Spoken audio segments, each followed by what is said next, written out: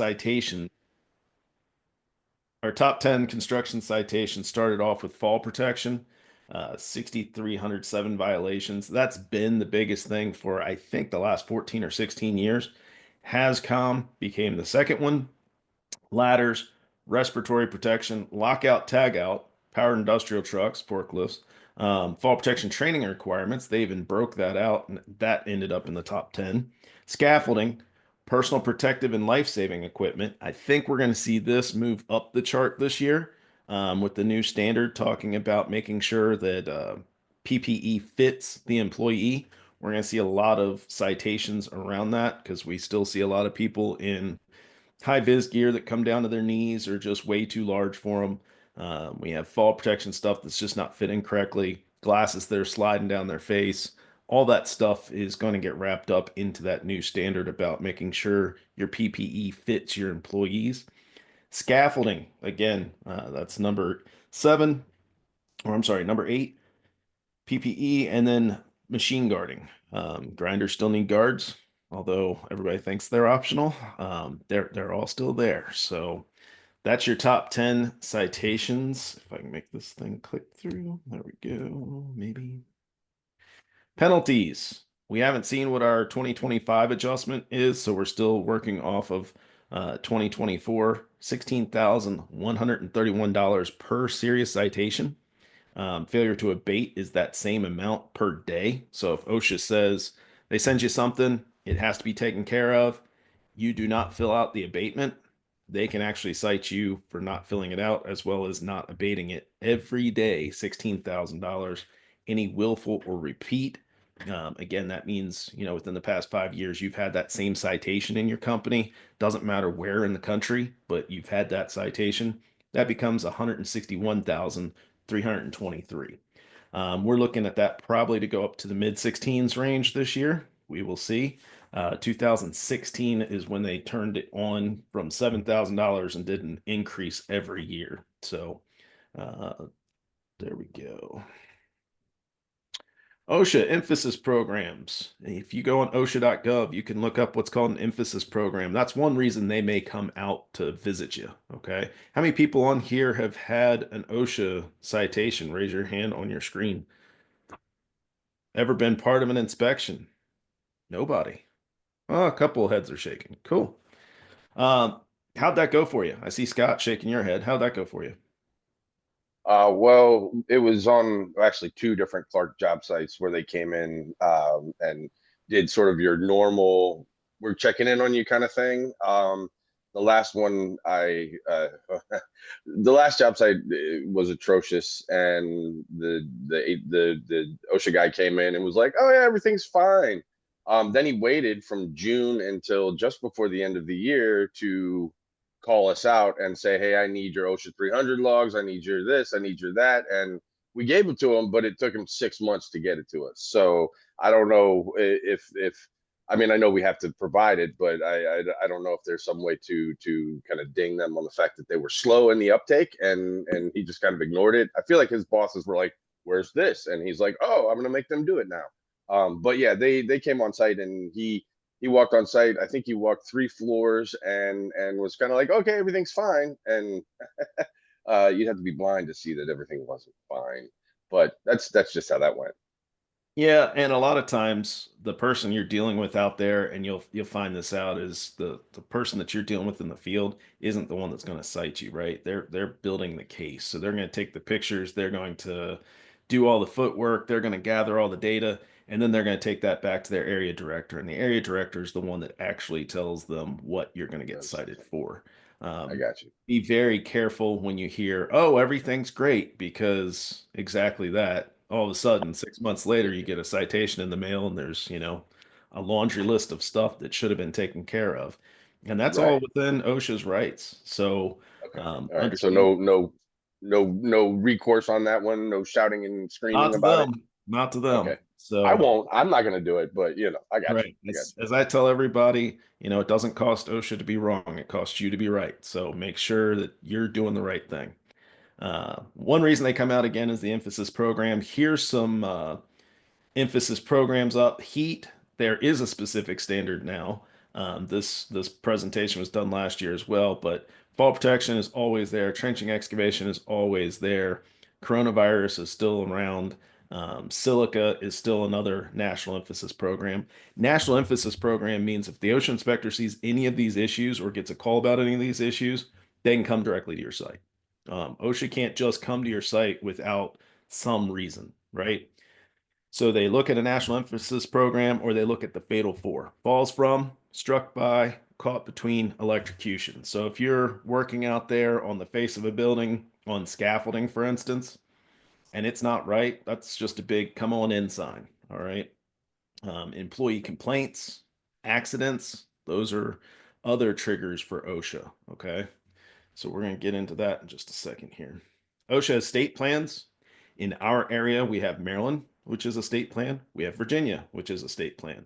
Those have to be at least as stringent as the federal plan and actually go up and beyond the federal plan. So some people go, oh, well, I'm in a state. We don't have to do that. If it's written in OSHA, you have to do that. That's the base rules, right? State plans are kind of like house rules. If you ever went over to somebody's house and played a board game, they had house rules that they had to go over. Well, if you're in Maryland, we have house rules. That's our state OSHA that you have to take care of. Then the general contractor falls in above that. So they have to comply with all that. And then they have their own rules that if you're a subcontractor, you have to meet. Okay. So it changes the playing field a little bit. So that's kind of how that works. There are six state plans that are only state and local government workers deal with it. But, if you're in a state plan, you need to know your rules basically. Maryland's a great one with the no smoking standard, which if there's cigarette butts or there's somebody smoking underneath a roof, that's an enclosed workplace as far as they're concerned, and that can be a citation. There's a lot of different parts and pieces to that, and there's some nuances that you need to know about. Let's see here. If federal establishes a new standard, the heat standard, every state has 6 months to adopt that standard. Federal's kind of been going back and forth. Maryland has incorporated the heat standard, so you can look at MOSH and figure out what the heat standard is. Make sure you understand that. Make sure you understand how much water people are supposed to be intaking. Understand how to monitor the hot work both inside and outside. I think the trigger point's 80 degrees. So some of those points and pieces there you need to be aware of. OSHA inspections. Employers will not typically receive advance notice of an inspection. In fact, the compliance officer and anybody who gives you advance notice to an inspection can be criminally prosecuted. All right. So they can go to work. They can go to jail for that. If you ever want to look at OSHA's playbook, so to speak, you can look up the firm OSHA Field Inspection Reference Manual. That outlines exactly what they need to do in an inspection. That outlines their job. All right. So you can look up, Google the firm with OSHA, and you can look right at their playbook. OSHA inspectors and compliance officers have manuals that guide the inspection process. They're all pretty much the same. So we'll go through some of that.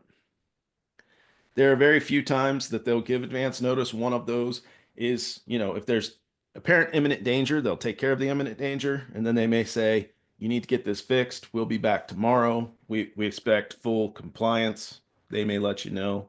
If they need to get there outside of regular business hours, they may schedule. If management and worker representatives are not on site, they may reschedule part of it, but they're going to fact gather while they're there. Here's the different inspection processes. Imminent danger situation, top priority. All right. Fatality, catastrophes, second. Why isn't a fatality first? Because it already happened, right? There's nothing we can do about it. But imminent danger means there's still something that can be done, right? So that's why they make that first. So if they're driving down the road and they see people, they're not tied off and they're on the roof or they're doing something dangerous, that's why that has priority. They need to stop there. All right. Complaints, that comes in third. So if an employee complains, and employees are protected as long as they fill out the OSHA 7 form. All right, that's on OSHA.gov. And It says right on the 7 form, did you let your manager know? For a little while, we were getting complaints because now that became part of the OSHA 10 and 30 hour. We have to teach employees that they can do complaints and how to do them. Well, some employees would do it, but they wouldn't tell their managers or they wouldn't come up with what the hazards are to the proper people and follow the proper channels. Then they're not as protected. Okay. Referrals of hazard information. Again, a lot of times this will be after an accident. All right, especially in the state of Maryland, state of Virginia. If you call 911, OSHA gets notified. You still have to notify them if the employee is hospitalized, and that's not treated and released, that's hospitalized, or they have loss of a limb, or there's loss of life. You have to report that to OSHA.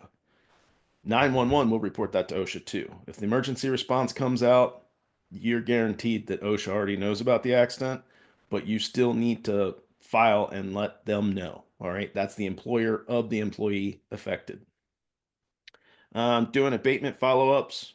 Again, they've already given you an inspection, they've already told you to abate certain things. They're going to follow up. Uh, Planned and programmed inspections. This is the great one where we get people who are working way out yonder, right? They're way off the road. Nobody thinks that anybody can see them from there. So why do we need to wear a hard hat? Why do we need to do this? Why do we need to do that? Well, because we still have issues with having a building permit. That might pop up on the programmed inspection list. Now that's the last in the priority, but every once in a while OSHA gets around to those and comes out to those sites. And you had no idea that they even knew you were there. Well, you pulled a permit, you can be put up into an inspection process. Imminent danger, again, that's loss of limb, death. All right, there's something that's going to happen. There's serious physical harm going to be there. OSHA needs to treat that immediately. All right, they need to get with people and make sure that doesn't happen. Anybody ever seen the Oregon OSHA video with the guy in the trench? And he's standing in the trench on the shoring box, and the guy goes, "Hey, you can't be in there. That's OSHA. All right, they're Oregon OSHA. You need to get him out of there." Well, we're installing the shoring. Well, you're not doing it right. Get out of there. And about that time, it starts to cave in. So, and the OSHA inspector very calmly goes, "Well, that's why you can't be there." All right. They have to address that immediately. All right. OSHA will almost always investigate after a workplace fatality.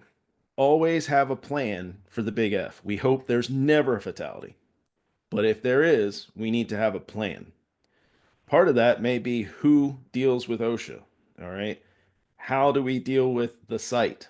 Because when an accident happens and we have bodily fluids, blood, whatever on the job site, nobody comes in to clean that up for you.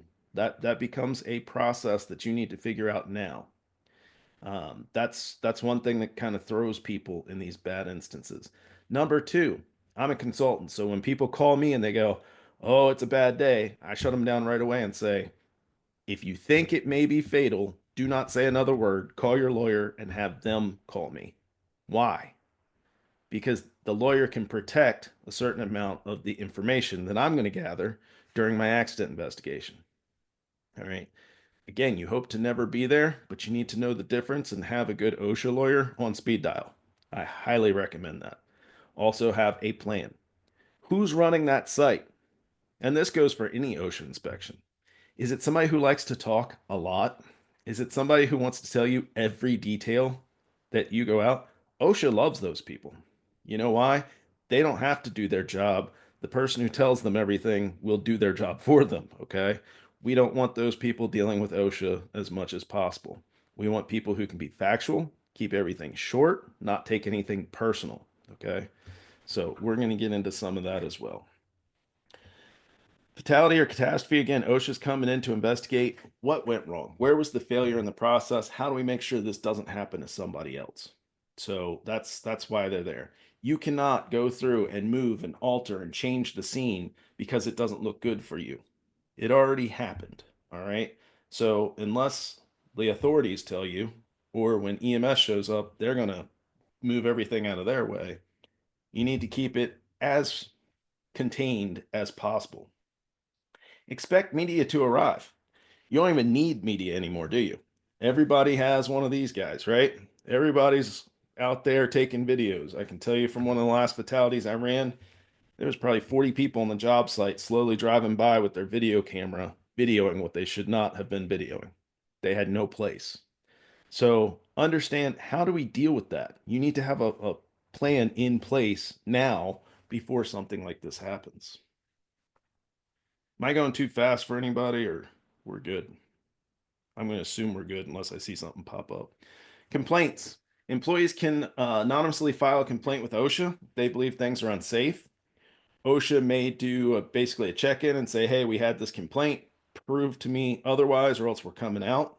However that's handled, whatever the outcome is, gets shared with the person who complained. If they feel that it's not taken care of, then they can go back to OSHA and say, no, you need to come out and investigate. And OSHA will come out and investigate. You cannot retaliate against an employee for exercising that right. Reporting requirements: within 8 hours of death or 24 hours of inpatient hospitalization or loss of an eye or an amputation, we need to call OSHA. All right. 1-800-321-OSHA gets you to federal. States have their own plans and their own numbers. You can Google it. Everybody has one of those cell phones. You have a lot of answers in that little box. So get that. And I always say, when you make that phone call, take a screenshot of your phone.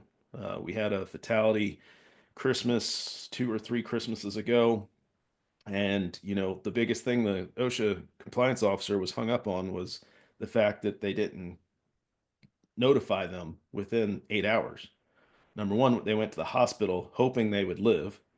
Number two, they did notify them, but they notified the 1-800 number, not the state program. Still legal. You can still do that. But the federal next day will push those messages over to the proper state. So that's what happened. We screenshot their phone and said this is the least of our problems at this point, and actually saved that violation. But they were kind of hell bent on that violation because they couldn't find much else to hit them on. Matt, we had a question in chat. In regard to reporting, what about if the employee is seen at the hospital as observation rather than inpatient? Is reporting still required? No, again, if they're treated and released, not required. It's when they're hospitalized. So they come in, they onboard them, they give them a room, they do surgery, they do that sort of stuff. That is not treated and released, right? But if they go in and they get an x-ray or they get a scan, everything's good, go home, rest, follow up with your normal primary, that is not something that you need to report. Hopefully I explained that well enough. Planning for your inspection. Understand you have to have key contacts that need to be involved. Again, we want to make sure we have the right people involved. We have some very passionate people out there in the construction industry. It's very easy for them to get their trigger tripped, and all of a sudden, it's combative. You never want to be combative. It just needs to be dry, yes, no. Don't fall for the buddy buddy stuff. None of that. It's yes, no. What can I get for you? And we have to be very careful about what we hand over. Plan where you will escort or meet the OSHA compliance officer. I can't tell you, when I first came in, there was a VOSH officer that taught me a lot about inspections. He would actually come in, nicest guy in the world, look at you and go, you don't want to be here. I don't want to be here. So if you just take me to all your hazards, we can get this done really quick. And people would turn around and start walking towards something. No, don't do that. Okay. Have a process. A lot of my clients want me to be there. OSHA has to give you up to an hour. That's part of their firm, okay? Their field uh, reference manual that I talked about earlier. They have to give you an hour. Sometimes they'll give you up to 2 hours to get the proper people there. Use that time. Use that time wisely. Again, I can't tell everybody that OSHA's there and, to pack up and run away. But I can call all my subcontractors and say, hey, I need somebody up here because OSHA's here and we'd like to do a walkthrough. So I want to make sure I have a representative from every company to walk with them. What did that just tell me if I'm a subcontractor on that job site? Anybody. I should get my stuff straight out here, right? Get I it should get together. cleaned up. I should lock a few things maybe. Better I know. yet, just shut the job down and leave the site. Well, that used to be the way to do it. You used to shut it down and run away. And OSHA went, that's not a problem. We'll come back tomorrow. And in fact, tomorrow when we come back, we'll bring an industrial hygienist with us and maybe a couple other people that were in the office not doing anything. So the shutdown and run away stuff doesn't work real well anymore. They've gotten a lot smarter to that. So you should pretty much figure out what needs to be done and fix it. There's some people that are so scared of that OSHA inspection. It doesn't matter if the inspector's trying to help them or not. They don't do anything that the OSHA inspector's trying to help them with. I was on a job site not too long ago, and it was, if you get a fire extinguisher, I don't have to, put this in my report. And the guy went, okay, and just stood there. And I turned around to him and went, do you need my credit card? Go get a fire extinguisher. He's trying to make sure you don't get the citation. I don't know how to help you anymore. Took a minute to get him convinced to go get a fire extinguisher. It's all he wanted. He had that and a couple other little things that they fixed. And to my knowledge, they still don't have a citation. Sometimes you get good inspectors that will try to lead you to the right, but you need to have a filter to understand what happens from there. If an inspector takes a picture of something or asks about something, take a picture of that or write it down. The terms that I hear all the time with an OSHA inspector, I have concerns about, I have questions regarding.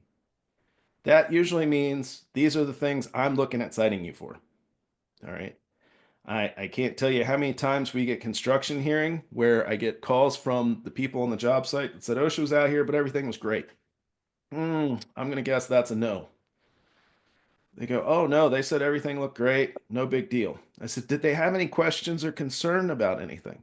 Well, they had a few questions for the mason about their scaffold, and they had a few questions for this person about their grinder. That's where we're going to see citations. All right. So make sure we take those pictures. Know who in your company needs to be contacted. Know where the OSHA 300 log is, because they're going to ask you for your last few years of your OSHA 300 log. Usually 3 to 5 is what they're asking for. All right. So know where that is, what that is. Pretty important. If you have a company that says you need to contact an OSHA attorney to have them walk with you, again, make sure you show that policy to OSHA and say, hey, I have to follow protocol. They understand. They get it. All right. They know what goes on. All right. Avoid plain view violations by establishing planned walk around routes. In construction, that's kind of hard. In general industry, that's pretty easy. We know where some of our hazards tend to be, so we can walk through a plant or something a lot easier to where we know that this station does really good, these people are really good, but we try not to walk them past that one zone where there might be some hazards. All right.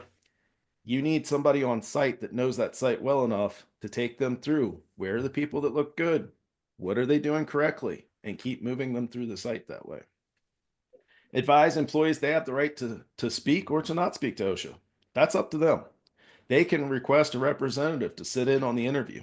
So they can say, hey, I don't feel comfortable being one-on-one. Can I have my safety consultant, or can I have my HR person, or can I have this person to sit in with me? OSHA can deny it, but the employee can also deny whether or not they want to talk to OSHA. So they can excuse themselves from an interview if they would like. Sorry, question? Nope. Okay. Supervisor interviews. There's usually going to be statements from a supervisor. These are legal binding. Okay. Whatever the supervisor says, it's just like the owner of the company said it. So be careful who you say is your supervisor or your competent person. That comes up all the time. What is a competent person? Background, training, experience, ability to recognize a hazard, authority to take immediate corrective action. That's a competent person.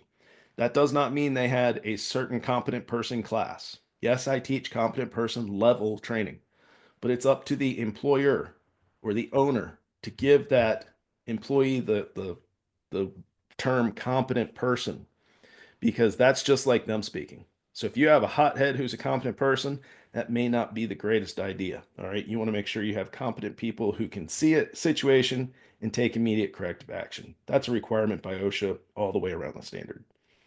Company representative has the right to be present and should always exercise that right. For severe injuries and fatalities, have an OSHA lawyer present if possible. If not, get them involved as soon as possible. If you don't have an OSHA attorney, this is not your cousin's dog groomer's brother-in-law who happens to be a tax attorney. Okay, that's a lot different from an OSHA attorney. You need to find a good OSHA attorney and just keep them on speed dial if you need them. I can always help with that. If you have questions, I've got people that I work with that do a great job. So I'm happy to help you with that. Once the officer arrives, verify credentials. They'll come in and they'll say, I'm with the Department of Labor. Here's my name. You're more than welcome to verify my credentials, where you can contact management at their office just to make sure they're there correctly. Yep. Walk them to an office. Try not to walk them through a site. Usually, if we have sites, we need to have office trailers. There's certain companies that set up really well with perimeter fence. You go into a office trailer park, basically, and then beyond that is the work area. If you have to go in through the work area into the active site to get to the office, that officer can take pictures, can ask questions, and the whole 9 yards going up to your office. All right. So understand site control is very important. All right. It's very difficult in some construction situations. If you are out in the open and you can be seen from the highway, OSHA can sit out on the highway for an hour, 2 hours, 3 hours, whatever they want, taking pictures, video, whatever, and often do. So just understand that once they're there, they probably already know what's going on within the field of vision. It's now about how you handle it. What do you correct? How immediately do you correct these items? That's what's going to help you. Employers do have the legal right to demand a search warrant. Understand if you exercise that right, again, they are probably going to come back with a few friends, probably everybody at the office that day. And it's going to get, it's kind of like smacking the hornet's nest. If you train on it, if you have a process, if you have people that you trust, shouldn't be a big issue. If you smack the hornet's nest, they're going to be diving a little deeper than they normally would. It's been my view of it and what I've seen over the years. The inspection starts out with an opening conference. Compliance officer again presents their credentials. They want to include management, employee representatives. If it's a union employer, that's a requirement to have a union rep on site that can be there to represent the employees. If you're an open shop, you can still ask for a representative to be there. Discuss scope of inspection and why they inspected you. If you're the general contractor on a construction site, this is the point that you can request a focused inspection. Focused means they're going to keep it to falls from, struck by, caught between electrocutions, fatal for. Most of the time. If it's complaint, they might keep it to the complaint plus those things. But you can request that, and that has to be requested by the competent person on the job site for the GC. All right. If you're a subcontractor, you can remind the GC that they can ask for this, but that usually makes an abbreviated inspection process. This is only in construction. If you're general industry or they come by your shop to look, you can't ask for a focus inspection. You can ask, they're just going to deny it. They're going to need to see OSHA 300 logs, safety program, training, and how you enforce your safety program. Where are some of your safety inspections? All right. And when they get 4 safety inspections, they all say everything's perfect, but they are noting a site that is far from perfect. That's a problem. Okay. They understand there might be issues. They just want to see you follow your procedures. If you say you have a 3-step warning system, how often can you prove that you went above step 1? All right. Did you do discipline to somebody where you sent them home for a couple of days? Did you fire anybody for a safety reason? Make sure you document that information. It's very important. All right. That's a given. You would hope. You would hope. Not everybody always knows that. Review request relevant records. They're going to request a lot of records, training records, copies of safety programs. They may even request, your contract with the general contractor or with the owner. There's reasons for all that. Again, this is where it's great to have an OSHA attorney involved because they can tell you and they can deny certain documents if they're not relevant, but they can also, you want to log everything.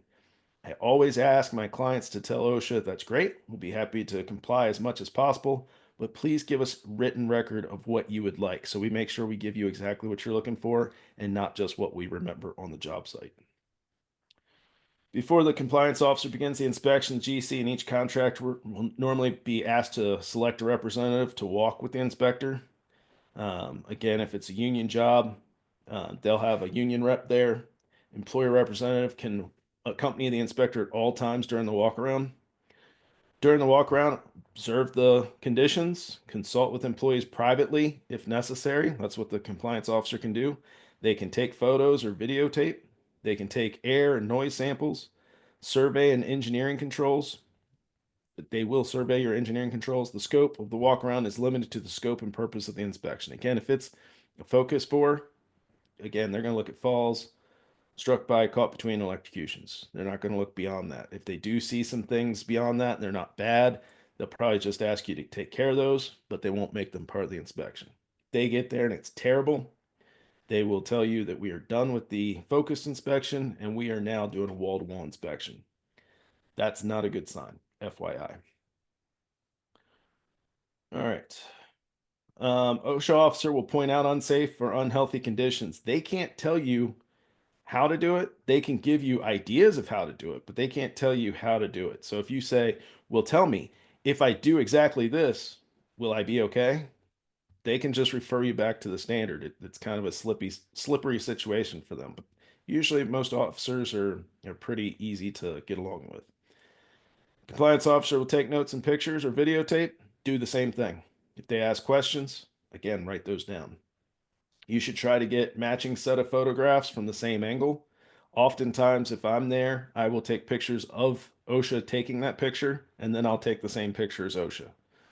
They understand. They know this is how it gets done. Half the time, they may even say, you're a little too far out. I was a little closer in on this. Well, take both pictures, a little farther out and a little closer.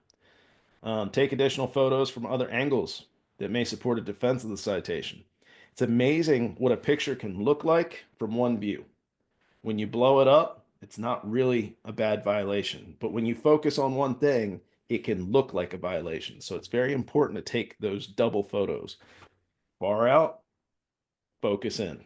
Far out, focus in. That's why I tell my guys all the time. Be strategic on the path you take during the inspection. Be careful in the information you provide. Only what you are asked. Keep topics relevant to the scope of the inspection only. Don't care if they are the, coach to your kid's softball team. Don't care if they are, at this point, they are OSHA, and treat them as such. That's all I can tell you. Been doing this for 20 some years. I've heard everything from the OSHA inspector came here every morning, got a fresh cup of coffee and a donut while we were all doing things. And then one day he just got mad and he showed us his credentials and he talked about a trench. But, we didn't really take much of it. We'd see him the next morning. Well, the next morning it became an inspection. So that actually happened in Virginia. One major tip, behave. Be businesslike, all right? If you get upset, if you start challenging them, they're human too, all right? I'm a safety guy. I know the hero to zero, zero to hero thing really easy. Nobody likes it when the safety person comes on the job site. I get it. But don't have an attitude against them or they just dig deeper and bite harder. That's basic human behavior, right? So try to be professional. It's not a great thing that they're there. Hopefully you're okay and nothing involves you, but it can. So just know that. And right now we've already gotten caught. It's not about yelling at the officer for speeding. You were the one that was speeding. Now it's about how can we comply, and maybe they'll be a little nicer to us on the back end of this. Once they get everything, then they will call for a closing conference. Sometimes they'll delay that closing conference and say, once I get this information and that information, try to get that closing conference as soon as possible, because that starts your window.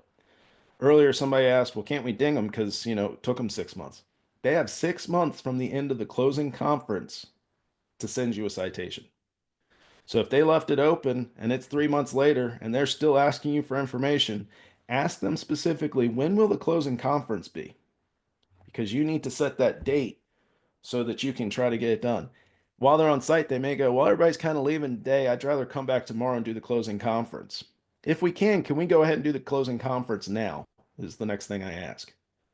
Why? Because I want them to take their information, all the information they have, and that's all they get to deal with. They don't just leave it open. All right. So that's kind of one of the things, the loopholes to take care of. Compliance officers at the closing conference will not typically discuss proposed penalties. They may say, well, we don't recommend you for citation. But that's exactly what they're doing. They're going and taking their case file to their boss, and their boss is the one that gets to tell them yes or no and what you're going to get cited for. All right. Any effort to show good faith can help reduce proposed penalties. So when they sit down with the area manager and they say, well, we found this. Okay, did you address them? Yes. What did they say? Well, they put somebody on it and they took immediate corrective action. All right, what's the next item? A lot of times they'll just move past that. Sometimes they may hit it or stack it with 4 or 5, 6 items, and you'll see item 1, citation 1, item 1A, B, C, D, E. All that will be under one citation, good and bad. One, they put all that stuff instead of giving us a serious citation for each of those. Bad because now we have 5 years. Any of those things pop up, you can get repeat or willful. So, stacked citations like that, we may ask in the informal, can you just pick your favorite that we can go against? We can't have this big open net sitting out there for us. The compliance officers will also tell us about the appeals process. First step is the informal conference. From the date that you receive that citation, you have 15 days to ask for your informal conference and go to your informal conference. I know certain states for a while went, oh, we're backed up. 2-3 weeks, we'll get to the informal conference. That's fine if you accept that. If you accept that, you also need to file for a formal notice of contest. The formal is what goes to the state's attorney. Again, that has to be done within those 15 days. So if you accept that you're going to do that in that meeting 3 weeks from now, you're outside your 15 days. So you go to that meeting and they say, well, you have no formal contest set up. So whatever we come up with today is what is going to happen. That's what you're going to get billed for. That's what the law is going to be. So that window is very important to understand. Okay. It used to be we go there, we plead our case, and 90% of the time we get at least 50% reduction. Pretty good at getting it reclassified. But nowadays it's harder and harder. So it really depends on how bad we need that gone. If we're somebody who does roofing all the time and it's a fall protection issue, guess what? That's going to be hard to not find at some point in the future. So we may need to involve one of those OSHA attorneys we talked about. Types of citations: willful. You knew what it was. All right. You repeat after me. Well, how else are you going to do it, right? We've always done it that way. That's a willful citation. Well, I know, but I had to get the job done. That's a willful citation. All right. So if you've heard those things or you've said those things, we may want to rethink how we look at safety. Again, $161,000 for each one of those willfuls. Repeat means it's been there before, right? Within the past 5 years. Serious is something that's probably going to hurt or possibly kill somebody. You're standing on top of a 6-foot ladder. If you fall off, could you get badly hurt? Sure, you could. Could you possibly die? Yep. If you land on your head and break your neck, you can certainly die from that. That's going to be a serious citation. All right. They can do a serious citation, especially like the state of Maryland's really good about it. You'll get a serious citation for $3,000. Well, how did that happen? Size of the company. How quick did you take care of this item? So you see 16,000, you have 3,000 now. Hey, I want to pay that and get out of this. Maybe not. Maybe we need to see if we have a case to where we can get this removed. Because again, now that $3,000 we accepted and we paid, we admitted guilt to that serious. Now for 5 years, if that happens again on any job site, again, if we're a national company, it could be here, it could be Florida, it could be Washington State, doesn't matter. Now they can give us a repeat, all right, which is 161,000. Other than serious, this is you get the notices all the time. You got to have the new labor law poster or else you could get $16,000 in violations. it's not going to hurt anybody because the minimum wage is off by a year. In fact, I can tell you, I've never found an OSHA inspector that's written a citation for having an old poster. They've written citations for having no poster, all right, or the wrong state, but I haven't seen them write one because you have the wrong minimum wage on there. So that's an other than serious type of situation. De minimis, you almost never see anymore, but de minimis basically means it could be an issue. We're going to keep an eye on it, but it's kind of a written warning. We don't want to see it again. Failure to abate, we never want those. Again, those are issued per day. All right, so there's failures to abate. That's a huge problem. When that citation comes out, it could be a citation, and I'll teach you this from a couple of my clients. Citation comes out for $0, and it's an other than serious citation. But they want to see that you have training records, or they want to see that you have a written program that you've taken care of this, which you promised you would do. Well, that doesn't matter. It's 0. It's other than serious. That's not a real citation. No, that is a citation. And if you fail to sign that abatement, you can get that $16,000 a day for not doing that. So you got to follow through. All right. Let's see. We talked about repeat, falsifying records. Don't do that. That can be 6 months in jail or a $10,000 fine. Violation for posting requirements. When a citation comes out or you're doing an abatement, you're required to put notice up for employees that this is being done. All right. And that has to be in the area where those employees are. If that job is done, then you must, do they come to the office? Where can we post it where they're going to see it? Do subcontractors have to post labor law posters? That's a great question, Steve. So usually the GC has them up, and as long as they're up, you're okay. But what happens toward the end of the job when they take the GC's trailers away and you're doing punch list and they don't have those posters anymore? Under multi-employer worksite citation rules, everybody can now be cited for it. So if you're a subcontractor, labor law posters are cheap. Put them in the top of your gang boxes, put them in your sea container, put them wherever you can, and that way they're just there. There's no reason to spend $16,000 on a violation for a labor law poster. I think we sell them for, I don't know what they cost to print, 27 bucks, 30 bucks, something like that. So not something that you should get a citation for. Assaulting a compliance officer, resisting, opposing, intimidating, or interfering. That's possible of imprisonment, not more than 3 years, and a fine of $5,000. So you don't want to do that with the compliance officer. All right, you received the citation. Again, you need to post it. Take a photo of the citation being posted, share that with the compliance officer or the area director when you sit down. And again, 15 days. We talked about that. Correct the hazards. How did you correct them? Keep receipts. Oftentimes we'll get receipts, and it may be, say you bought a new fall protection system or you contracted us to come do training. Sometimes they'll take that right off the bill. Hey, here's a $15,000 fine, but you spent $8,000 to come into compliance. So we're going to take that off the bill. So now we're only talking about 7,000. Can we negotiate and find common ground there? Well, that's a great starting place. Now let's see what we can do from there. Return the employer certification of abatement that came with the citation and notice as soon as everything's corrected. All right. Hazard abatement, again, take immediate corrective action. 100% of the time, take immediate corrective action. As long as you're not going to put somebody in a hazardous situation to abate that, abate it. Take care of it. OSHA has the hierarchy of controls. The first thing they ask for, can you eliminate? If not, can we substitute how we're doing it to replace the hazard? Engineering controls, change the way people work, and finally PPE. PPE is the last and least effective method to protect people.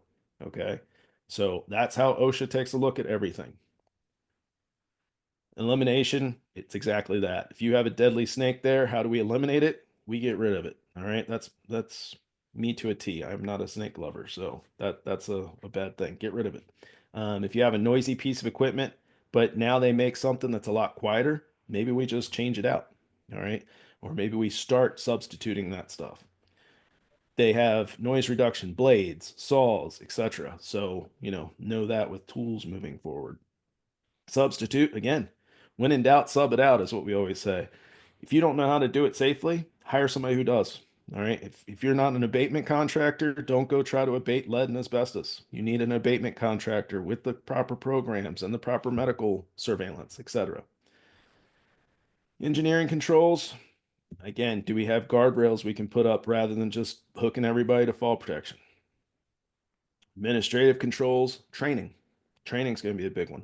Work rotation, that's going to be a big one. PPE, again, make sure it fits. That's the new law that's out. Everything must fit them correctly. Earplugs is a problem with that.